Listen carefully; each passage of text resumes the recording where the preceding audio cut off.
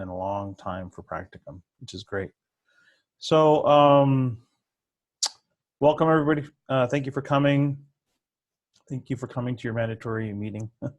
Hopefully you can all see my screen here. We're going to do a lot of sharing on the documents and things like that so you can get affiliated. And so this is field experience orientation. If you're here, that means you plan on taking practicum 205 in the spring. That's the only time it's offered. And then practicum 2 in the fall is 206. And that'll be, so you take 205 practicum 1, then 206 practicum 2. And we'll just get into what practicum is and what you need to know before you get started. So here's a little blurb here. The purpose of field experience for human services students is to provide training and work experience in the human services environment, basically. So the internship sites, the site that you choose to do your practicum at, they have a few expectations, and we have a affiliation agreement that they have to sign that you as the student will ask them to sign if they're willing to. And so here are some of the expectations they agree to. And there's basically agreeing to provide training, a safe space, report problems if there's an issue, and then negotiating kind of problems that they might have, and they happen just like they do in any workplace. So that's something to keep in mind. So when you're choosing your practicum site, it's important that you choose a site that you're interested in. A few folks kind of, sorry, I don't mean to be moving around so much, but let me make this bigger here. You want to think about what you're interested in, what you want to, how you want to enrich your own education by the site that you choose, what kind of experiences you want to have, things that will help you in the kind of job that you're looking to get or field of work you're interested in. If you choose a site that you're not interested in, you're going to get bored or frustrated, and then you're going to call me and ask change sites in the middle of the semester. I'm going to say no. So keep that in mind. You want to choose a site that that you maybe have some familiarity with. It's helpful. If you don't, that's okay too. You might just kind of have to pick something new that you've never done before. There will be, so when you approach these sites, you're going to want to contact them, ask them if they're accepting practicum students, tell them that you're affiliated with Great Basin, and it will be just like a regular interview. You're going to want to have a resume. If you don't have a lot of work experience, you can put your the coursework that you've done so far. That's helpful. But I can't remember a site in the last 3 or 4 years that I've been here, and I was doing this at UNLV for 5 years. We never had an issue where somebody said, no, we don't want a student working here, because to them they get another member of their workforce and they don't have to pay them. So you kind of trade off that free labor for work experience. Let's see. You want to keep in mind if they have any kind of background checks for their regular employees, you're going to have to go through that same process too. And you have to go to any kind of trainings that they deem necessary for new employees, however they decide to treat you. Some sites treat you just like an employee, others will have a different program for that. It just depends on the site. So when you go to your site, when you go for an interview or you approach them dress professionally, use professional speech and proper language. Bring a resume. You can bring some of your course syllabuses and the handbook that we have. You can also go to the GBC Career Center to help you prepare a resume if you don't. We can go to that right now. So you can contact them and they will help you write a resume or edit it, add some things if you haven't done that ever or you haven't done it in a while. I will tell you, as a professional, you should always have your resume up to date, always. Every year, I've got a new one. And I just add the new year on into it, 2019, 2020, 2021. And people ask for it all the time. Treat this meeting with your practicum site or your interested site as a job interview, and discuss any kind of screenings if you're concerned about that. Now, we've had folks who have had issues with background checks in the past. Usually it's not an issue.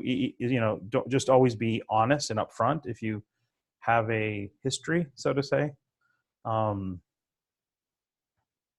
then, so in order to begin practicum, you have to have written permission by me, which is an email I send to the administrator, and they will allow you to enroll in the course. What I'll try to do here, the webinar doesn't allow me to see your name. Some people, it's just like somebody's phone or something like that. Because it would be nice if I could send this list to, actually, why don't you guys do this? At some point, I'll ask you all to input your name, so that way I can copy that and send it to the admin, so that since you guys have come to practicum, we can just send that over. Okay, so practicum service hours should begin no later than 1 week after the semester begins. So let them, thanks, Michael. Let them know, you're going to want to do this pretty soon here coming up. You have time because the next semester doesn't start to the end of January. So we have a few months out, just a couple, but that should be enough time for you to secure a site. Let's see. I'm going to give you guys a copy of this too. So if I skip over something that it's kind of common sense, you'll have it. Like I said, you're going to treat this just like a job. Arrive on time. Let them know if you're going to be out sick. Come up with a schedule that works for you and them. Ask them what kind of dress that they prefer: professional, casual, business casual, things like that. Always maintain a professional appearance and kind of a professional attitude while you're working there. You're representing the college. You're representing me because I'm pretty much the program. Some good news, we are going to actually be hiring another full-time faculty member in the coming year, so look for that. That's exciting. Let's see. Then you'll be coming to, so while the practicum is at an actual site, you guys are going to be still in an online class. And I'm going to pull up the syllabus for that class so you can see it. This is the textbook. It's Fundamentals of Case Management, 5th edition. This book will be used over both semesters of Practicum 1, Practicum 2. So you only have to buy one book for 2 classes. It's just kind of broken down very similar to a normal course. There's less work, though. I don't really require as much. You've got a lot of journal logs, like kind of what happened during the week and how it relates to the chapter material. You got chapter quizzes, a midterm and a final, a reflection paper on your site, and then, of course, the symposiums, which everybody loves going to now. So I would say that this course is a little bit lighter than your normal online course, because you're doing 12 hours of practicum service at your site. I feel like I'm saying site a lot. Let's see, what else? Let me go back to my presentation. Okay. So one of the things you're going to have to do is there's some paperwork that we need to have you signed. One is affiliation agreement. They have to sign that, and we have to get that signed by our dean, and it goes into our record. And that allows you to be, 1, insured by the college if anything should happen, and 2,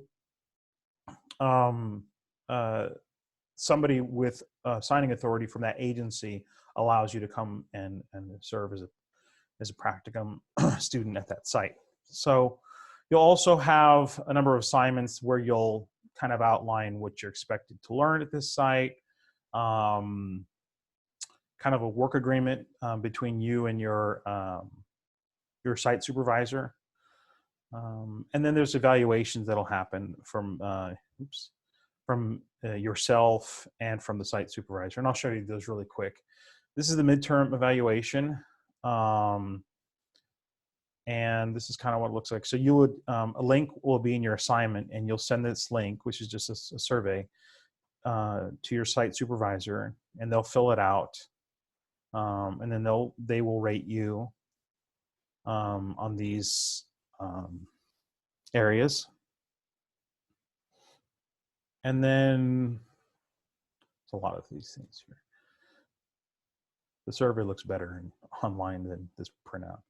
And then they'll write a brief narrative about your strengths and weaknesses. And then whatever grade they give you is the grade I give you. Most people are pretty generous. You always get an A. And then there's a self-evaluation. So you will evaluate yourself at midterm, and you kind of, just write up what you've learned and things like that. What your experience has been with your coworkers, your supervisors, me. And this is pretty simple. These are big assignments. They weigh a lot, but all you got to do is maintain good performance. If you're not doing well at a site, talk to your supervisor, ask them what you can do to improve. Talk to me if you have questions about that. And then there'll be a final evaluation for at the end of the semester as well. There'll also be an hours sheet, an hours log. You have to complete 180 hours of service over the semester. So if you get a late start, or you tend to be working a lot of hours, you want to complete early, that's fine. Most people will usually go to the end of the semester, get the hours, because they have other responsibilities. But I don't want you to knock them out in like 3 weeks, like do 40 hours, a month and a half or something, or 40 hours a week. It should be on an average from 10 to 15 hours per week. But make sure you come to an agreement with your site supervisor on what that's going to look like. Let them know the requirements you have to fulfill, and discuss that with them, prior to starting. I give you guys a letter of introduction that you can give your field supervisor, or a site that you're interested in. And this kind of explains who I am, what this program's about, what the responsibilities are for being a site. That's a really cool signature. It's not mine, but and then the kinds of experiences we're expected to give our students through these opportunities. Don't worry about all these documents I'm showing you. I'm going to send you a link, or I'm going to give you a link to a shared site so you can access all this stuff. Okay, so if you're trying to keep track of it all, don't worry about it right now. Let me do the letter, evaluation. We already talked about that. Here's a small list of some sites we're affiliated with. It's not that long, but it could get you started. Like I said, you'll have access to this. If there's a site that you're interested in already and it doesn't exist on this list, that's okay. All you have to do is take the affiliation agreement. Let me pull that up. And have them sign it. If they got to read this, and have somebody with signing authority go through and sign this, and they become affiliated through this document. Okay. Let's see what else we got here. The handbook. If you're not familiar with the Great Basin Handbook, you will be, because there's a lot of forms in this document that you're required to have signed. And I'll just show you the practicum agreement. These evaluations we do online now, so we have a paper copy as a backup, just in case for some god-awful reason somebody doesn't have an internet connection. But and then these forms still exist in this paper format, but we've since upgraded them. Let's see. And that's pretty much where you'll get some of those things. So you might pull those forms out to for your hours, turning in your verification of hours from your site supervisor. And I think, oh, here's my desktop. That's nice. Okay, so where are you guys at? With that, are there any questions that you guys have for me? I'll give you this link right now, and if you need it again, just let me know. So this link is a link to a Google Drive that I have these documents. So when you click on that, you're going to be sent to, oh shoot, you guys are seeing this, I'm seeing it.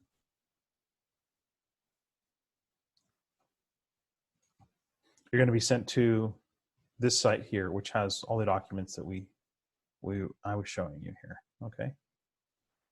With the exception of the syllabi, the course syllabi.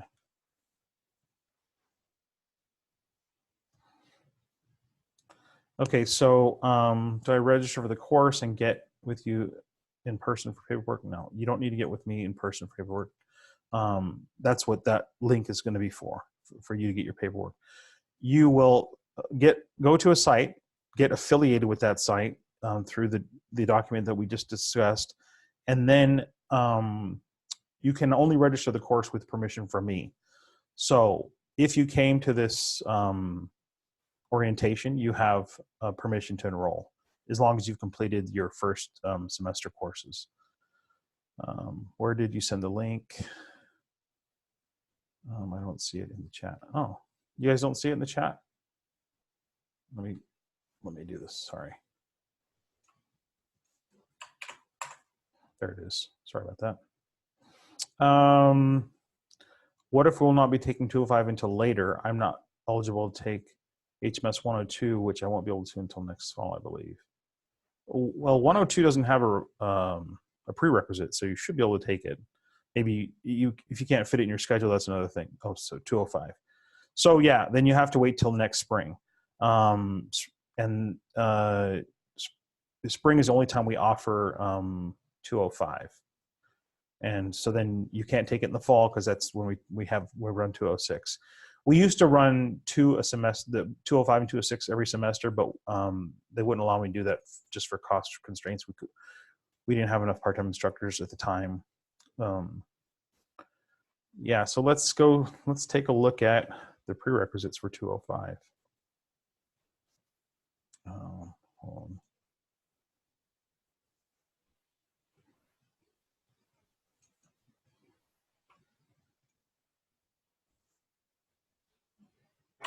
Hold on one second.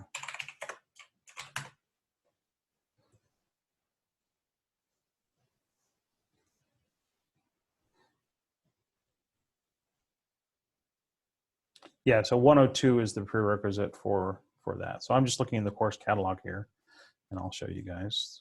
That's the beauty of doing everything online again. So assessment, Introduction to Counseling, HMS 102. This course is required for HMS 205, Human Services Practicum. Let's see. So the prerequisites are you must be taking HMS or have taken 200 and completed 101 and 102. So we want you to have these basic courses out of the way so you're prepared to work with folks, that you've got enough knowledge and experience. If, of course, I know a lot of you guys have work experience and things like that, but we have to keep that standard there. And then the only prerequisite is, you have to have for HMS 206, you have to have taken 205. Let's see.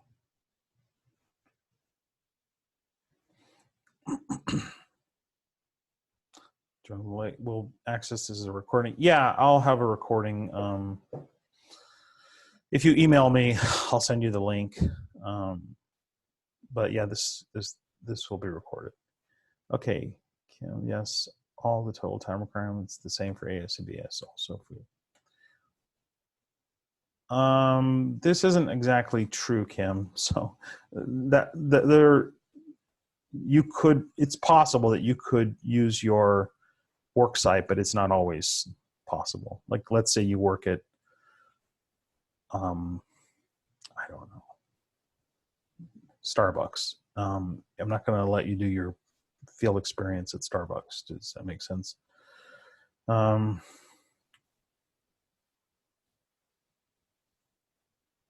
But Kim worked at a site where she was able to kind of do both. So that's that would be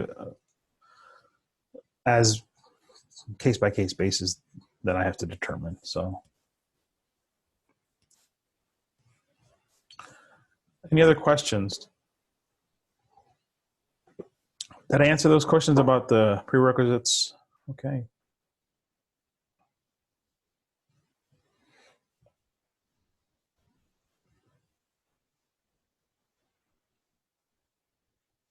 No, not just yet. So what I need is everyone's name, and I guess email me your name and your NSHE number, and that you attended the course or attended the orientation.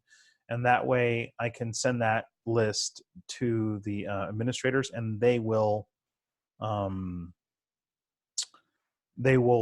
basically go into the system and allow you permission to enroll. No.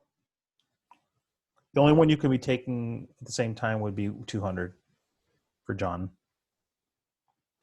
Don't ask for exceptions because I can't keep allowing you guys in the past I've done it, and what has happened is administration's pushed back on me and said, you can't do this. You have to follow your own rules, which, makes sense. And I try to be flexible with folks, but it's gotten to a point where the program's growing too large for us to make exceptions. So we have to kind of stick to the prerequisites as they're written. A lot of folks will say, well, it's going to delay me. I can't help that. I wish I could, and I've done it in the past.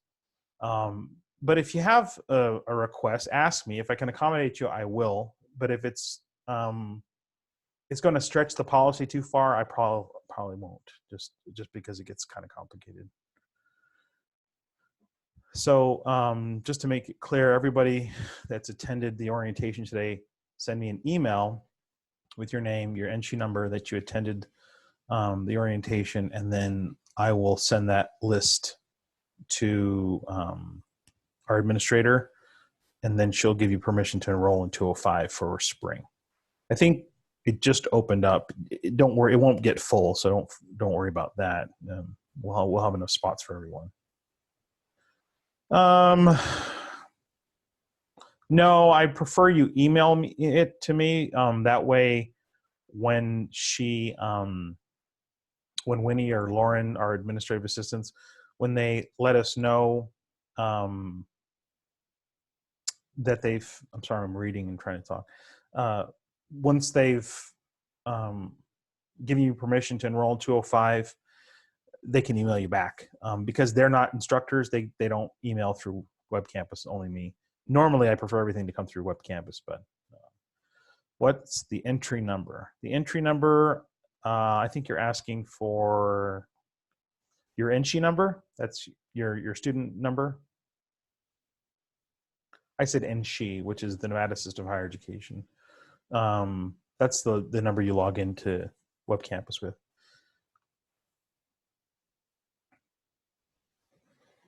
Yeah, you can wait if you don't need to enroll this semester or enroll this semester to take the spring, then you don't need to send me an email.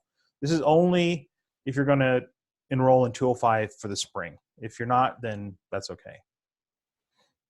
Okay.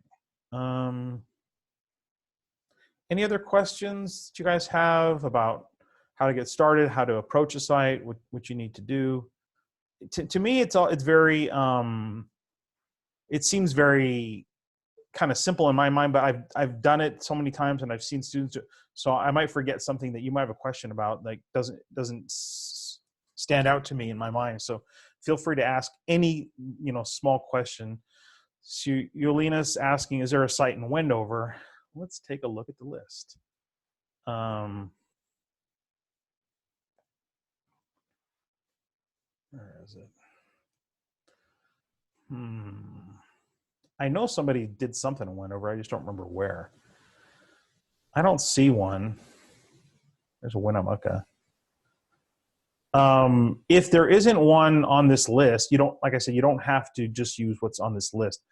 I have folks all over the country now in the program. So I know we've got one gentleman who's in the bachelor's program, and he's in New York. We've had folks in Louisiana, Idaho. So you might have to find a site that's in your locale if that's better for you, if you don't want to travel too far, which I wouldn't recommend it if you could avoid it. Like, is there an agency, Yolina, is there an agency that you're interested in up there? Yeah, hospitals are great places to start. We've had a few. Oh, I wanted to show you guys something. This is kind of cool. I spent all this time making it. Where is it?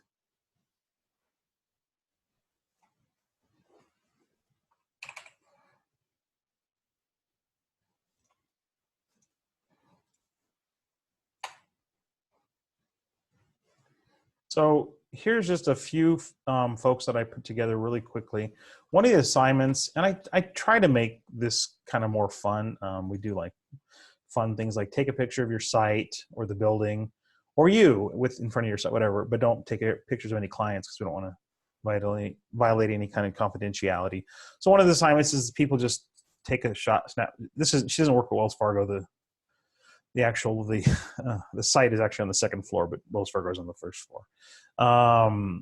And so this is one assignment. This is for the discussion post. It's just everybody, kind of shows each other what they're doing. And I think it's kind of a nice way to get started. I'm going to stop sharing that because I can't see the chat window. Let me do that. Let's see. There it is, chat. Okay.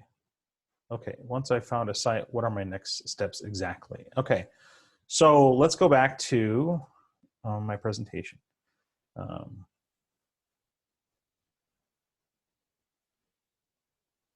So if you selected a site, you want to contact the site, ask them if they're accepting practicum students from Great Basin College. If they don't know anything about it, use the letter, the introduction letter that I have. That's in that shared drive, and this will help them understand it. So what I might do is I would email somebody at the site that I'm looking at, go to their website, make a phone call, ask them who would be coordinating field experience students. Do you accept those? Or if they've never done it before, some folks are like, no, we don't do that. Well, would you be interested in? And I can send you some information, and you can let me know. And then most of these folks know, most service agencies, hospitals, things like, they all have volunteer services. And so a lot of times you kind of fall under that category. You're doing this for credit, for your grade, but you're basically a volunteer. But they usually give you a little bit more training and stuff than a regular volunteer because they recognize that you're studying this field. So, and then, then you can arrange an interview if that's appropriate. You'll find that most people are pretty open and friendly about this kind of thing because they've been through it themselves. When they work in these agencies, they've done these things when they've gone through their educational programs. So, and then you kind of work out the work schedule, when you're going to come in, and they have processes because they hire folks. Alicia, excuse me. Does that answer your question, or is there something else that I want to make sure that? Okay, great. And if there's another question, please. I'm sure Alicia's question answered a lot of your guys's, a lot of questions you might have had too. Here, let's do this. Makes it easier. I'm looking on two different screens here.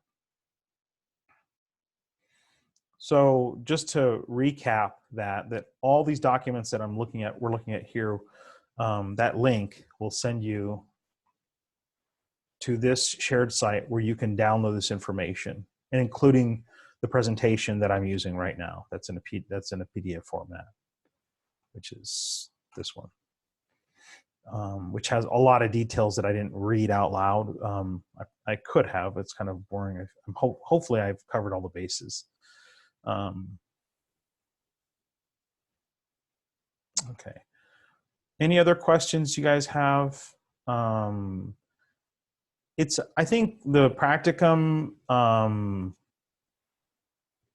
experience is something that helps you as graduates of a program stand out from other programs. Like when I went to UNLV and I got my undergraduate in psychology, we didn't have any practicum. I got done. I had a Bachelor of Arts in psychology, but I didn't know what to do with it, honestly. So I went to graduate school. I was going to go to the FBI. Thank God I didn't.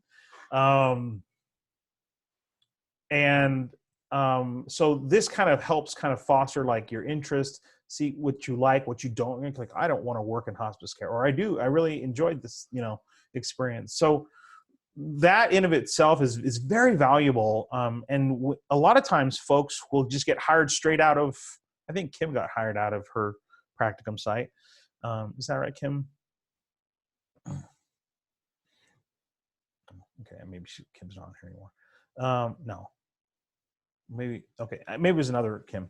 Anyway, so at times, that's a possibility. Or your practicum site is affiliated with other agencies like a food bank or, the Red Cross or some other, human services program agency, and they'll hire you because they get to know you. Or it creates it inculcates you into a network of agencies that you have a potentiality for serving as an employee.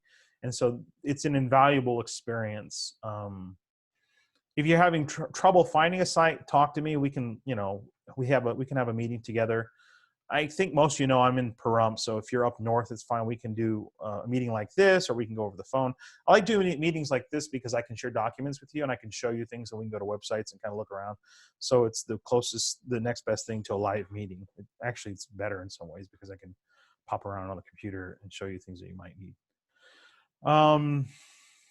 Does anybody have any more questions? So can you choose to say, yes, you can. But if you don't want to, you don't have to.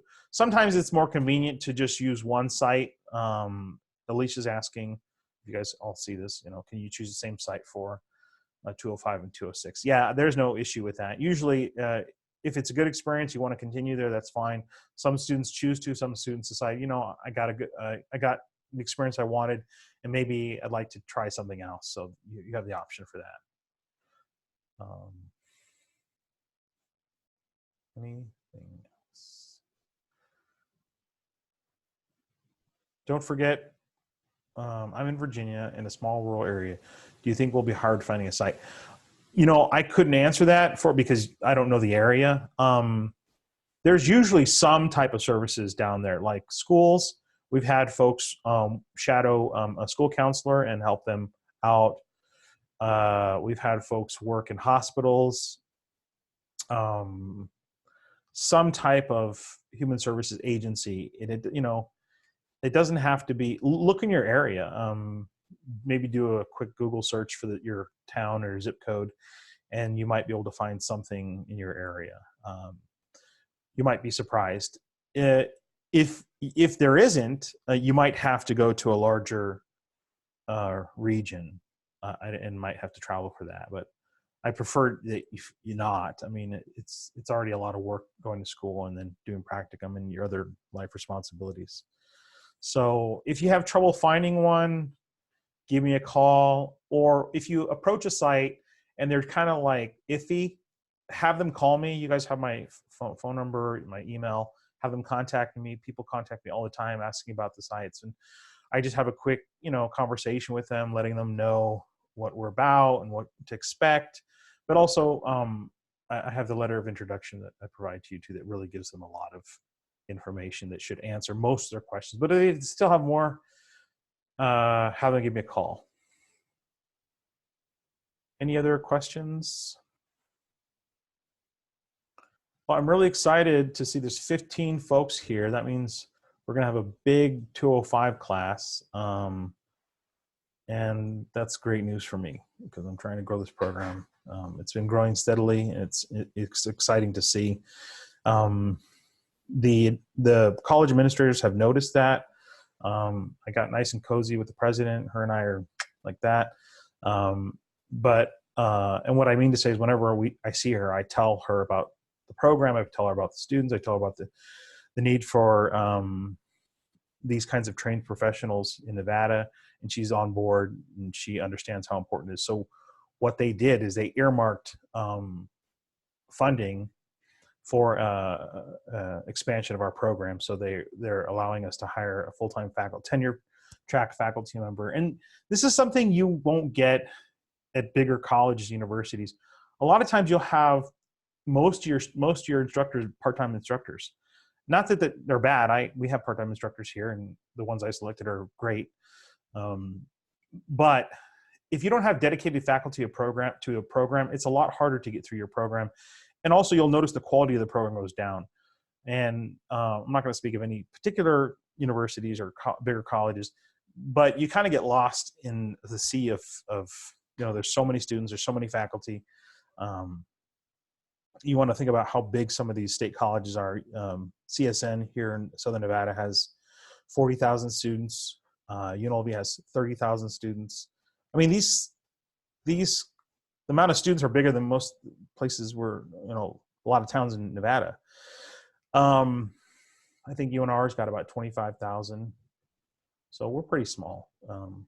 But that's nice in a lot of ways because you get more interaction. Now, if you want to be a researcher and you want to go on to master's level and you want to do actual research with people in the field and that sort of thing, then I would encourage you to go to a university to get your education. But there's no reason you can't do that moving on. Like if you want to get your bachelor's because you decide, well, I'm going to go on to a master's or I'm going to go on to a doctorate, then you can do that after you finish your associate's or bachelor's at our school. That's always an option. I went to a big school. I went to UNLV, and I'd have massive classes, like 200 people in there. And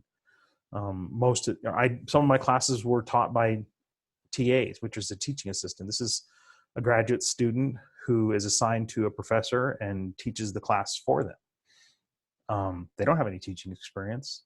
Now, not to say they can't do a good job, because I had a bunch of GAs working for me when I was the program coordinator at UNLV, but it's not the same thing as having a seasoned professional that's been in the field, that's well connected.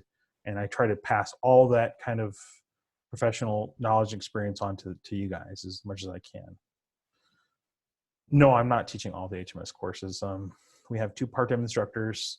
We'll be hiring a 3rd one next spring, probably. And then we're hiring a full-time faculty member in the fall of next year. Okay, great. Yeah, you're welcome. I'm looking forward to having you guys. It's a fun experience, I think. It's exciting to hear students talk about their practicum experiences, getting into the field. Because if you don't have a practicum, then you have to wait till you graduate, and then you're kind of on your own. This way, the college kind of facilitates your work experience so that when you do finish your degree, you're ready to work. You're ready to go into the field, not start out at a lower level position trying to get your foot in the door. You've got the experience, so you can go in. And it's hard when you just with a degree and no experience to get into the field. It's a little bit harder, and you also get paid more because you have work experience, so that usually helps. Any more questions? Please ask as many questions as you guys need to. I don't want anybody to feel like we leave this meeting and something wasn't answered. But if you do have something specific, you can always email me later or give me a call, and I'll talk to you guys when I have time. Nothing else? Everybody clear on this process and how it kind of works? And if you forget something that we talked about, don't forget you've got access to all these documents, and this is going to be your friend here, this guide here that I made. I know a lot of you folks, or a few, mentioned that they thought that this was an in-person meeting. It's kind of complicated to do that sometimes because of the technology that we have, and I like to use Zoom because it records, and it's a little bit better than IAV, I think. It's just easier to use. But we are having our open advising meeting coming up. Let's see, when is that coming up? November 6th. November 6th at 5:30. That will be at the GBC campus. That will actually be a live event or IAV. I will be down in Pahrump, and then there's a few, and I'll send this out, but if you just so you guys can see it. They just finished this flyer today. I've been asking for like a month. I'll share that with you really quick.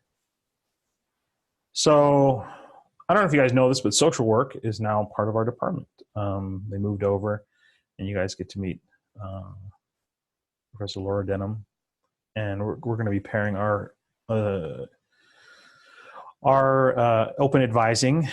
That means you just come there and ask questions about what classes you need to take or a program you're interested in, ask questions about that. It's just a way to capture a lot of students at one time that might have similar questions. So this is, we're holding it through our satellite campuses and the main campus, as well as a Blue Jeans link. So there'll be a link going out with that. So you can, if you can't attend live, you can come in through Blue Jeans, which is not the same as this program with Zoom, but it's similar. It's the one the state uses, and it doesn't work as good. But do I need to secure my site before the semester begins? Yeah, if you wait till the semester begins, it will be really hard for you to get the 180 hours you're going to need by the time the semester ends, right? So yeah, you want to. I would probably start now talking to folks, this month or next month, November, December, and let them know when you're going to start. You don't want to be too far out, because then they're like, well, okay, come talk to me in a month, But I would call these folks up and start a professional relationship with them, just to let them know you're interested. You don't want to be, register for class and then you start your practicum, or you're trying to get your practicum, because that could take time for them to onboard you, to get you hired, to get you fill out paperwork. If there's a site that you think there's going to be a background check, I would definitely do that. The sooner the better. Hopefully that answered your question. Somebody's got their hand up. Alina, did you have your hand up, or did you already answer your question? No, she took it down. Okay. No, that's okay. I don't really use that function, but I just saw it. I want to make sure. So April's got a question. For someone who works full-time, do you think it would be difficult to find an afternoon, night site to participate with? No, but you might have to be a little bit flexible in your choices. A lot of agencies do work till 6, 7, 8. Some are 24 hours, like hospitals and things like that. It depends upon. Some folks did their hours on the weekend. They would do like an 8-hour shift on the Saturday. Yes, Kim, that you're right. Some shelters are open late. I don't think it will be too hard, but I know a lot of you folks live in some of you live in smaller communities, so that might be a challenge. I have never had an issue where somebody could not find a site. Like we always find a way to get them somewhere. We have to be a little creative. I've had folks working at the jails. I've had folks at the courthouse working with offenders. I mean, really a plethora of opportunities. Just be a little creative and open-minded in your approach, and I'm sure you'll find a site. Like I said, if you can't, you're like, I don't know what to do, I don't know where to start, give me a call. We'll talk about it, and we'll find a solution for you. Every problem has a solution, and since I have a lot of experience in the field, I'm usually a good resource for that. So just let me know if you kind of get stuck, and I'll help you out. No problem. Anything else, folks? Give you a minute to think about questions for me.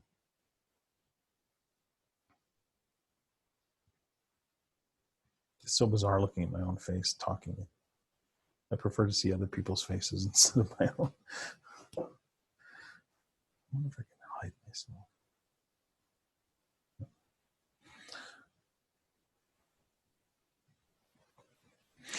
All right. If there's no more questions, we can end the meeting. Or does our site have to be pre-approved?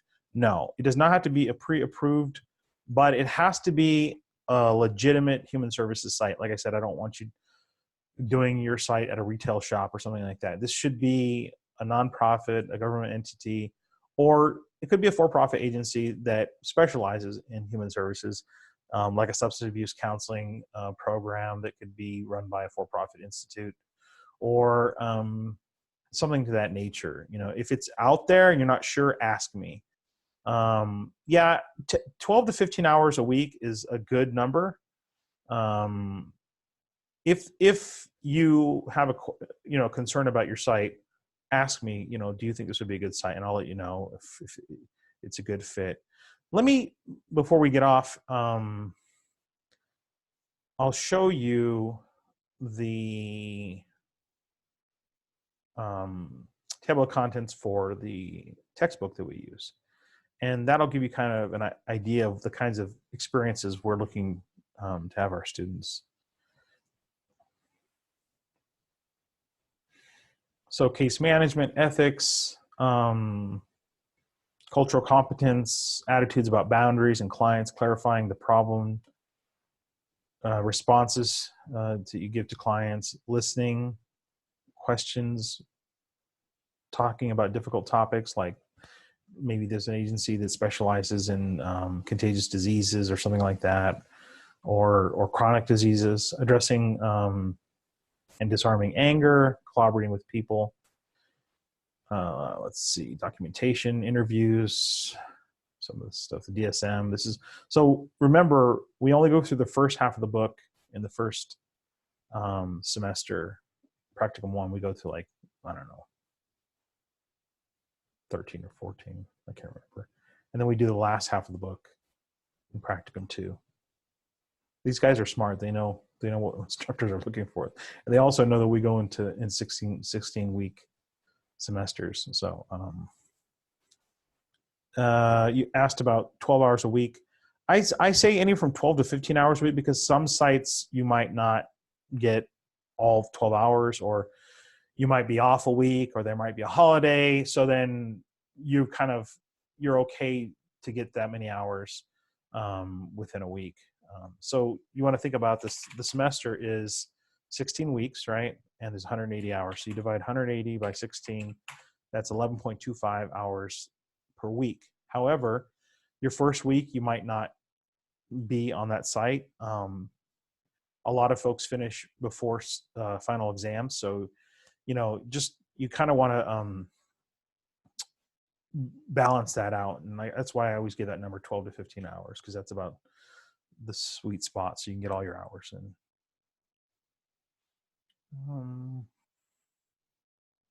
Okay, so don't forget to email me. Somebody you already have. I love that. I love seeing that initiative. To let me know that you came, and I'll take that list if you're planning on enrolling in the spring for 205, and I will send that list to our admin assistant, and she will give you permission to enroll in 205. Any other questions before we end the meeting? Just wait a few minutes to make sure. So will you email the link to the Google Drive to us? I thought I gave it to you. It's right here. Did you get that?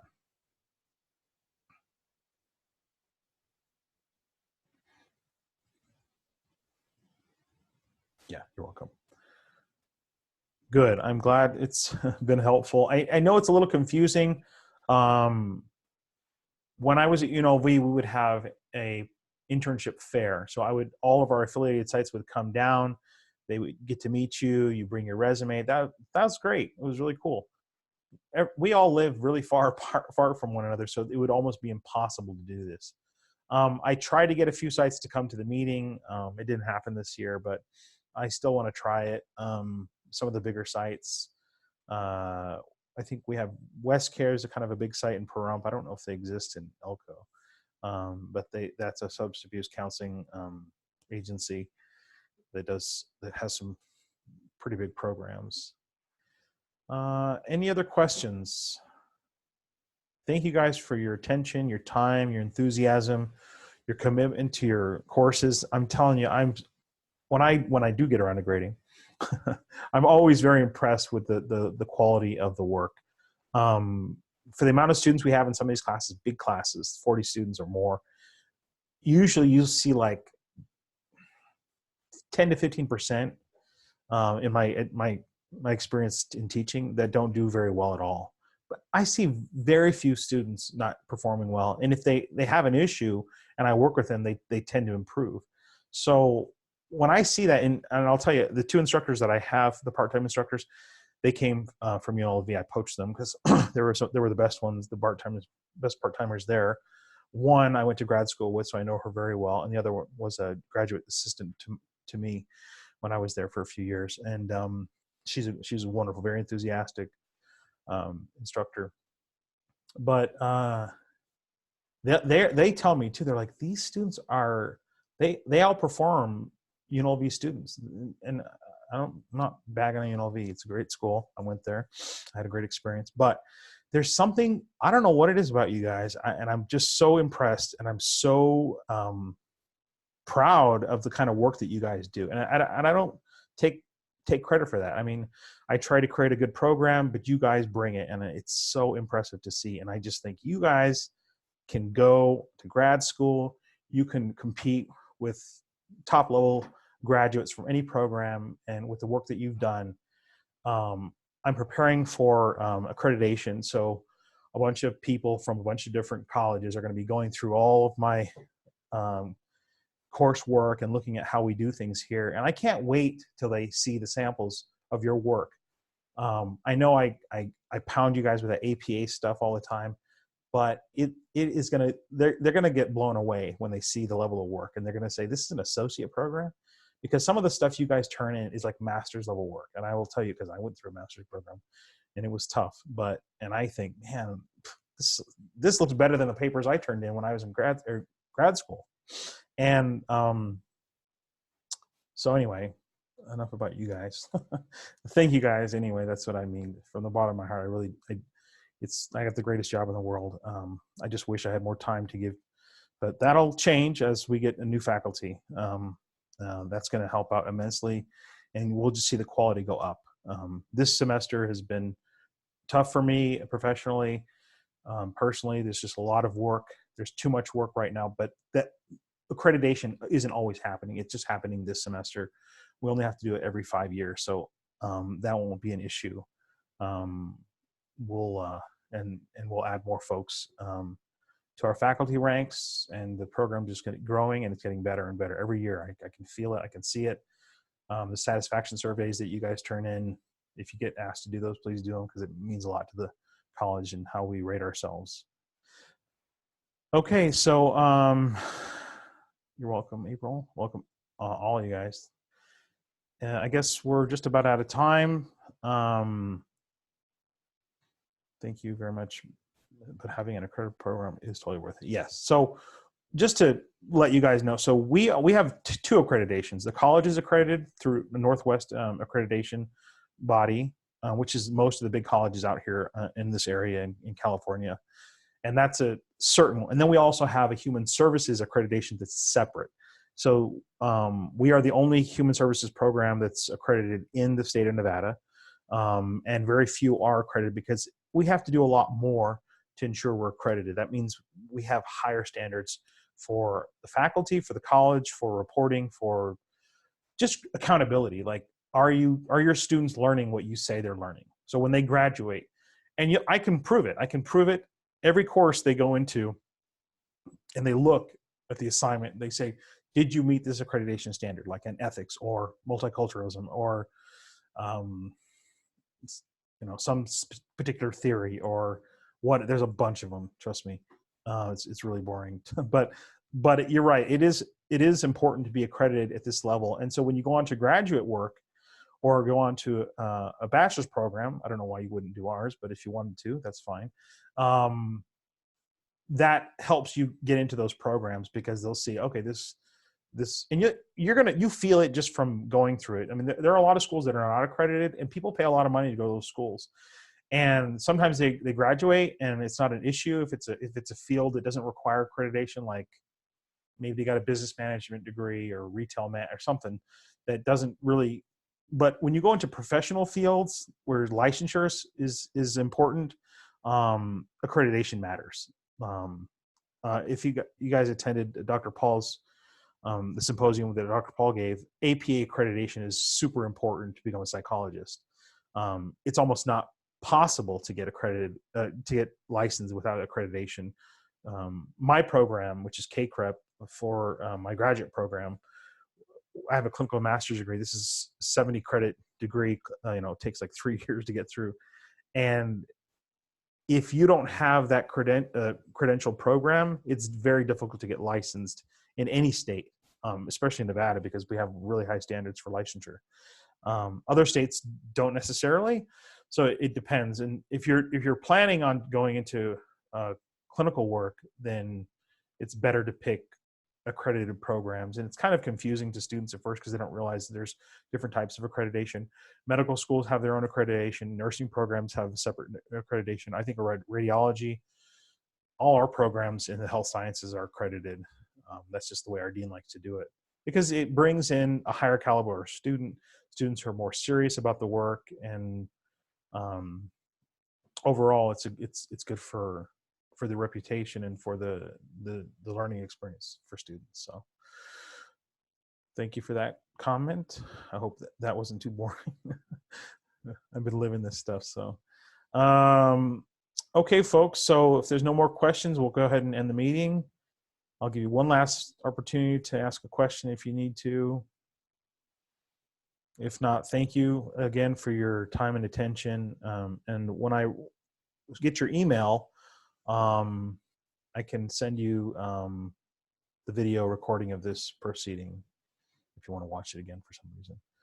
If not, don't forget you have access to those documents. That will give you everything that you need to know. And if that's not enough, or you're reading through the documents or thinking about something, you have a question, give me a call, send me an email. I'll be glad to talk to you.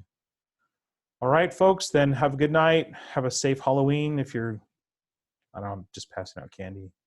And I hope to see anybody who's interested at the open advising. And then of course we have our next symposium coming up. So I'm sure I'll see you all there. Great. Have a good night, everyone. Thank you.